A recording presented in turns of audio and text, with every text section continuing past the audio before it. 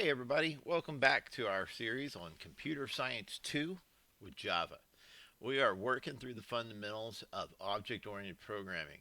In this lesson, we're going to continue learning how to write classes that can be used to make objects. Today, we're going to add to our class. We're going to make it to where our class can do things. Remember, a class defines an object, and an object has states and behaviors. The states are those characteristics that describe them. In our last lesson, we described a student with a grade and a name. Well, that's great and all, but our student couldn't do anything. Those are methods, the behaviors. So today we're going to make our objects just that much better. Okay, so we worked on the student class, but I figured for this video, by way of review, I'd start with a blank student class again, and you can help me code it in. So the basic file structure, the most basic file for a Java program is a class. A full program may have many different classes working together, but we always start with a class.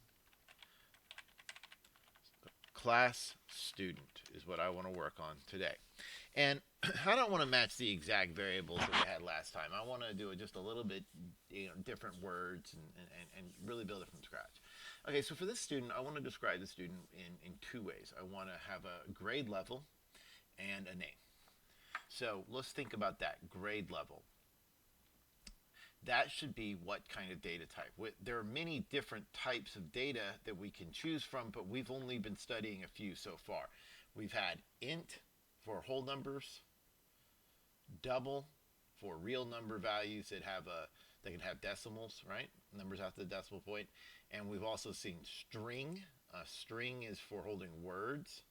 And finally, we saw Boolean, which is for holding values that are either true or false. So if you're thinking int, that's a good idea. So we're going to declare that this value is int. And I'll call it grade level. Next, we need to hold the student's name. Well, that's going to be something in words, so I'll be using string. So those are the only two characteristics that we're going to be using to describe our student. If we want to add more characteristics, we just simply list them here by deciding what kind of information it is and then giving the variable a name. Remember, these are called instance variables. Now, we need to write a constructor. The constructor is what's used to actually create the student. And it's a special method. We'll be learning about methods today, but it's a special method that begins with the name of the class. So it says student. Now, what needs to go inside parentheses is the parameters that we'll use for initializing the two instance variables. So I'm going to say int grade, and I want to avoid putting the exact same word as up here, but I really want it to be good and descriptive so I know what it is. Grade level looks pretty good to me. Comma, now I need something for the name. So I put string, and I'm going to say studname for student name. Okay, so these are temporary variables, what we call parameters in this case. They only exist within this yellow block defined by these curly braces. So if I try and access a variable called grade level out here, it's not going to work. It's not going to recognize it as being a real thing because it was declared as a parameter. So it's erased when we're done working this code. So I need to make those values permanent. So again, just by review, the only purpose of that variable is to catch. When a user creates a student, they're going to send it a grade level. We call that the argument.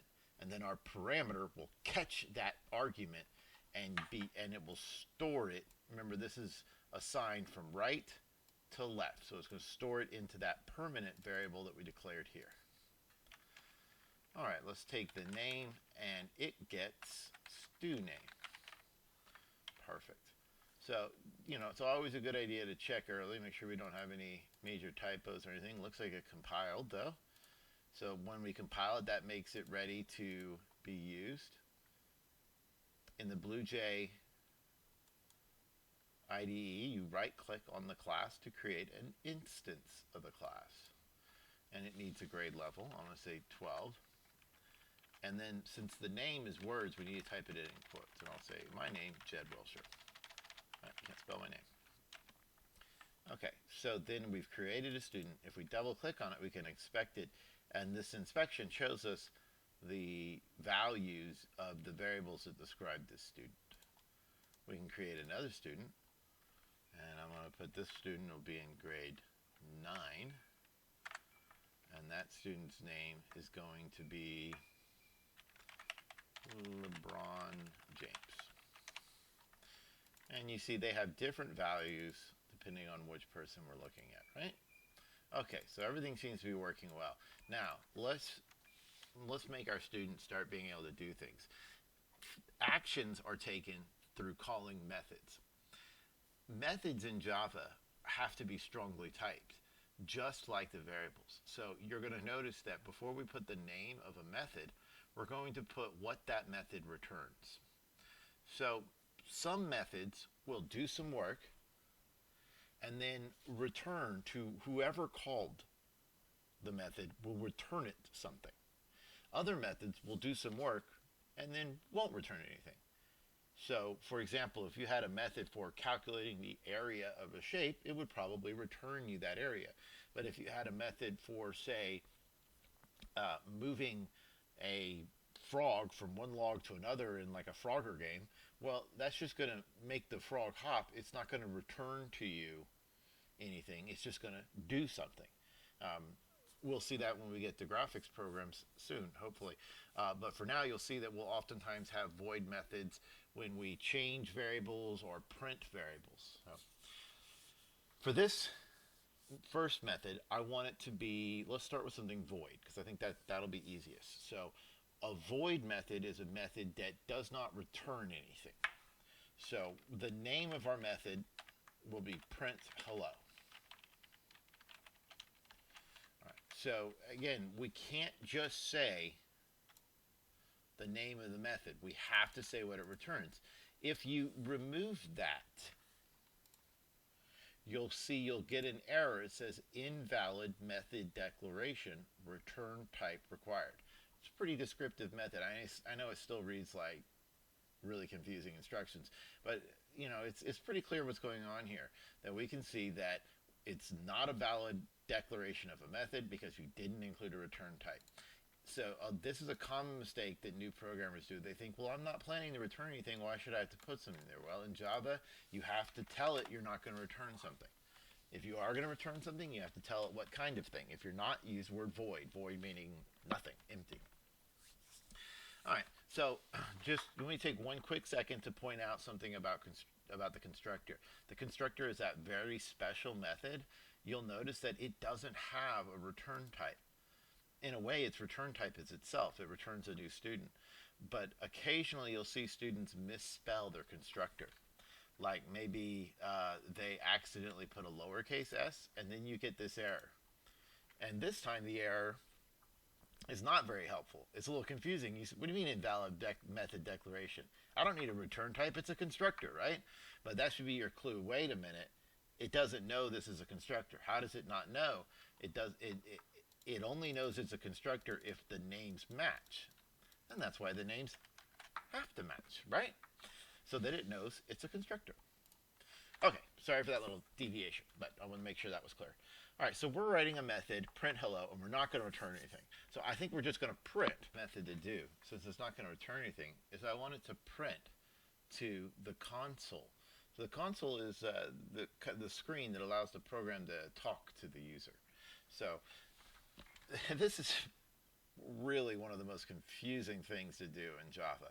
That printing requires so many words, but this is what you have to do. You have to say capital S for system, then dot, the word out, then dot, print line, print ln. If you do not want your printing to move to a new line after each print, you just say print.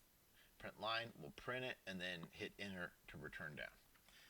And what I'm going to say is hello my name is, and that's in quotes because these are actual words. And then I'm going to use the plus sign to add two strings together. So whenever you have one string and you want to add another string, we call it concatenation. So I'm going to be adding the word name. Then I'll concatenate another for a period. So that's how you print in Java. And you can see that this is actually a method call. And so we are learning how to write methods right now, and we'll be learning how to call methods as well.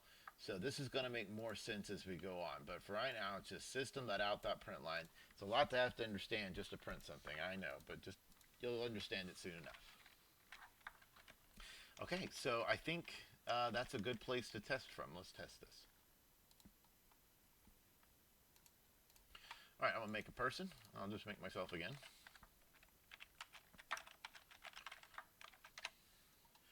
And when you right-click on this, so we can inspect it, right, and see the things. But now I want you to right-click on it. You're going to notice that we have something available to us that wasn't available before. We have void print hello. So go ahead and click on that. And it should bring up your terminal window. If it doesn't, you can go to view and select show terminal. Also check down on your task tray. Sometimes it just kind of gets hidden down there. And it says, hello, my name is Jed Wilshire. All right, so you learned how to write a method. You learned how to print. And then we learned how to call that method. So first, you have to make an instance of the class. We made an instance of the student, and it goes on our workbench. Then you right-click on it, and you can run any of the methods that we've written. Let's make another student. This student will be in grade 10. And I think this student's name will be,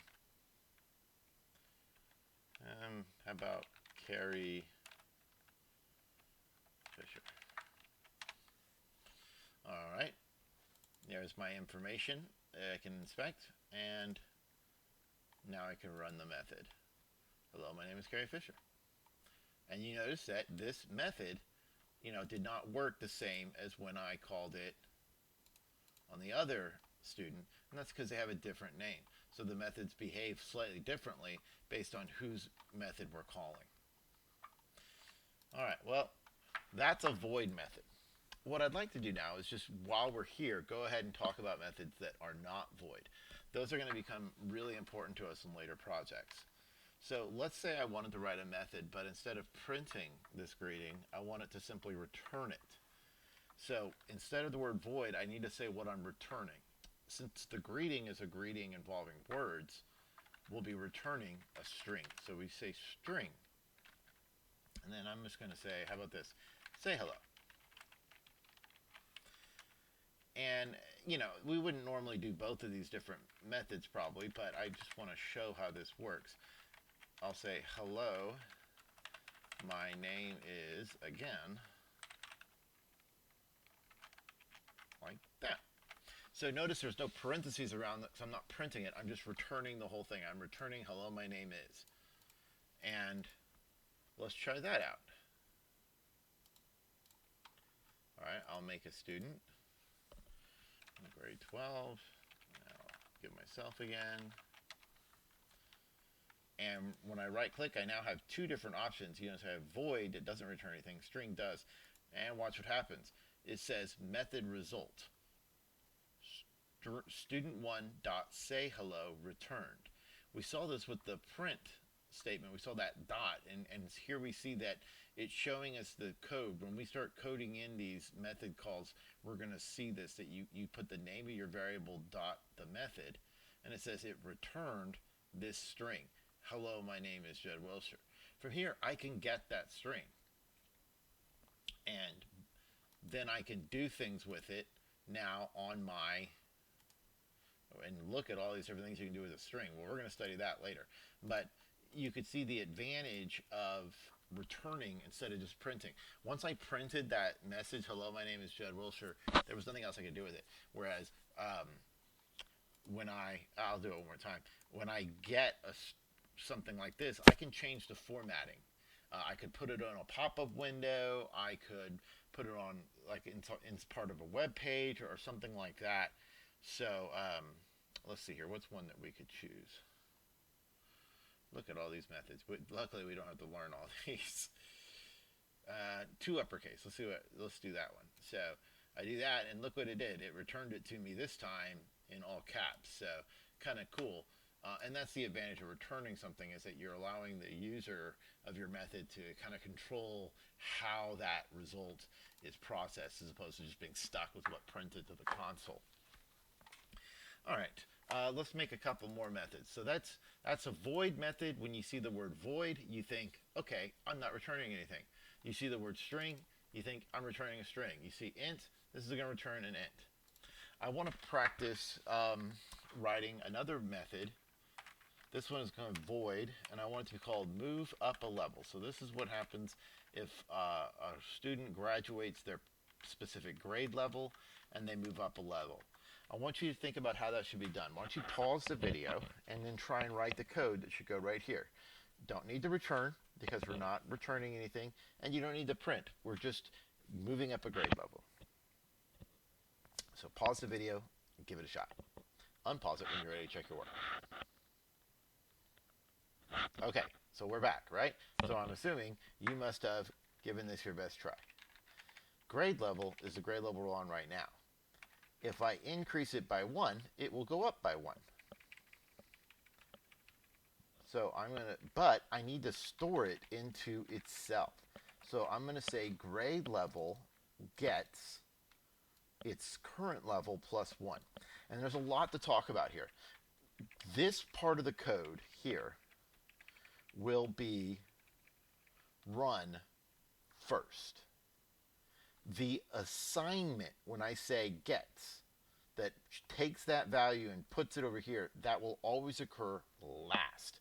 So any kind of math I have to do here, I know it's pretty simple this time, just adding 1.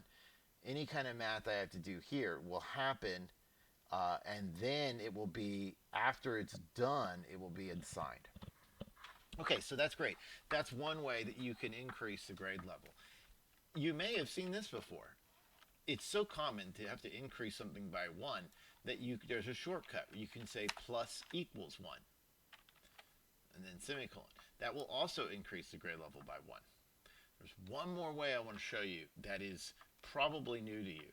This is in Java and several other languages. It's called the increment operator, where you put plus plus.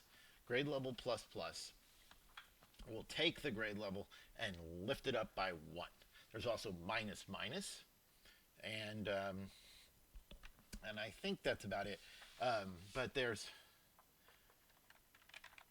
shortcuts for anything you want to do. So if I want to do grade level and I wanted to multiply it by 2, I could do that. That would change the grade level to twice what it currently is. But there's always a operator equals. So that would just take the current grade level and double it. There's a divide equals that takes the current grade level, divides it by something, and makes that the new grade level. There's even the mod equals, if you remember what mod does. So lots of different, each different operator has its own assignment shortcut. But we will use plus plus and minus minus from time to time to lift it up by 1 or make it go down by 1. All right, let's test that out. So we'll make another student, grade level 11,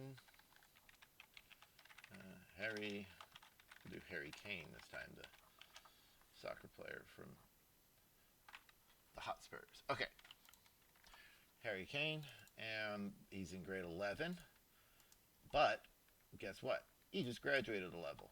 Move up a level. Now what level are we in? 12, right? Pretty simple, I know, but it's still cool, right? Okay, let's do one more thing. I want to practice writing methods that take parameters.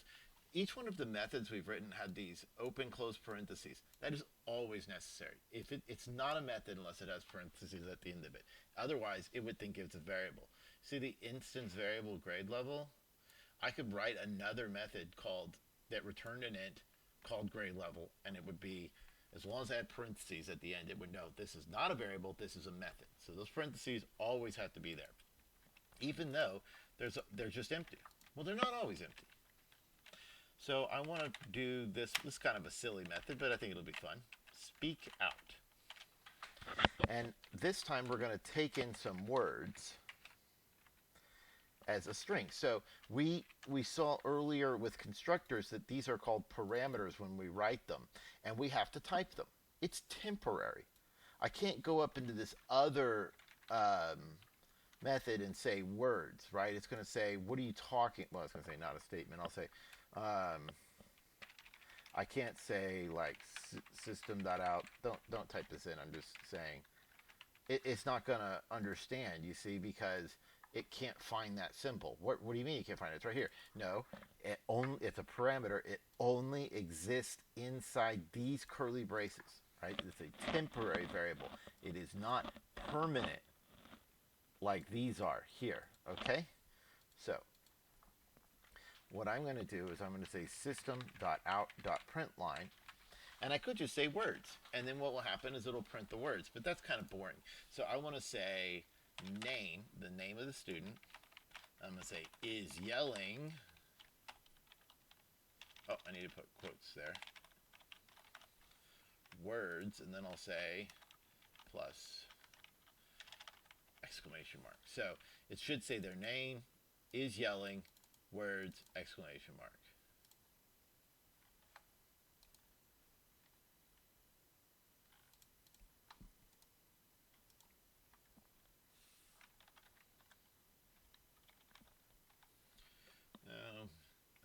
Jerry Garcia. Okay, and speak out words. What's up, people? Boom. Jerry Garcia is yelling, what's up, people? Pretty cool, right? You can put anything you want. Let's make sure we understand how it works. What the words that I type in, it asks me for the parameter, right? It says, student one speak out. It's asking me for some words I got to type in there. I have to type them in. They're words. They go in quotes. See? String words, so quotes. And then it yells them out. By the way, yours might not be clearing every time on your console. I have clear screen at method call with a check next to it.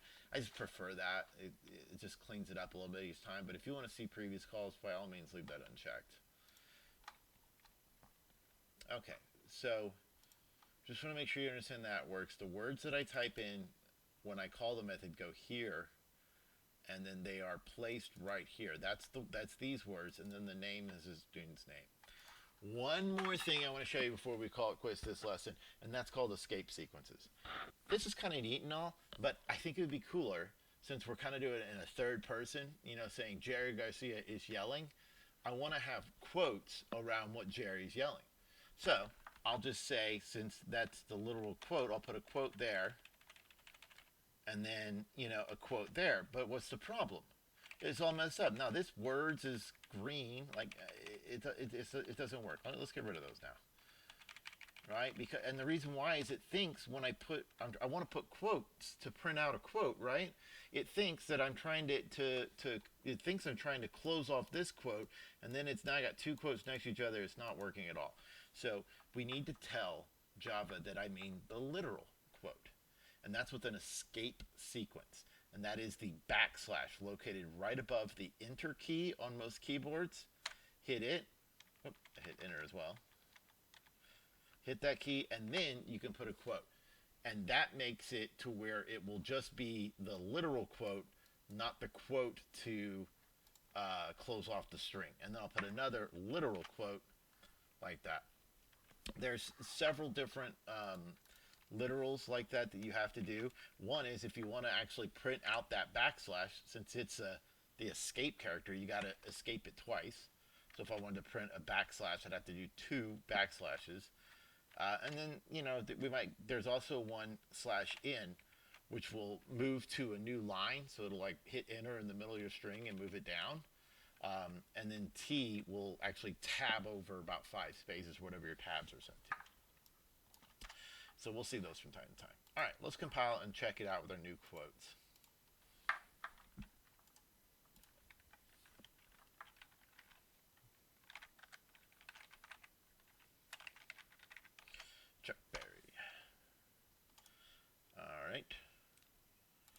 check out what does Chuck say? He says, Johnny, be good tonight. Okay, I gotta find my terminal here. Chuck Berry is yelling, and there's the quotes appearing. Cool, right? Okay, so what did we learn? We learned about writing methods. If a method does not return something, you put void. Later on, we'll be doing lots of methods that return. This method returned a string, so we had to put string there. If your method wants to take in some additional information besides just the variables in the class, you need to put parameters to catch them with. But you can only use that variable in these curly braces. And we call them, these methods, in order to use them, you first have to notice I can't call any of those methods here. I had to make a student object from the class, then I can access those methods. You might notice that there's some inherited methods. We'll learn about those later. But these are the methods that we were using. Okay, so until next time, take care.